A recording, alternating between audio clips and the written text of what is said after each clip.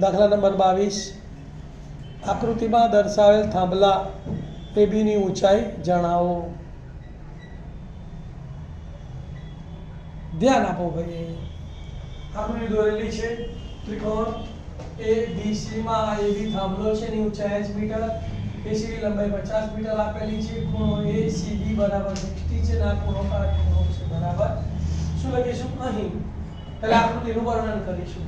ધારો કે AB બરાબર થાંભલાની ઊંચાઈ બરાબર h મીટર, BC નું કોઈ વર્ણન છે નહીં એટલે એનું વર્ણન કરવાની જરૂર નથી। AC બરાબર કેટલા છે 50 મીટર, તો માટે AC બરાબર 50 મીટર।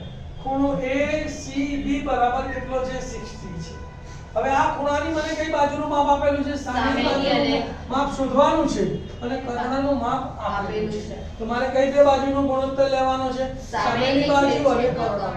તો મોટે ભાગે આપણે sin લઈ શકીએ અને cosec લઈ શકીએ, તો આપણે હંમેશા sin જ લઈએ છીએ બરાબર। તો હવે ત્રિકોણ ABC માં ખૂણો B બરાબર 90 અને ખૂણો C બરાબર 60 છે, તો માટે sin 60 બરાબર સામેની બાજુ કઈ આવશે AB અને છેદમાં કર્ણ કયો આવશે AC।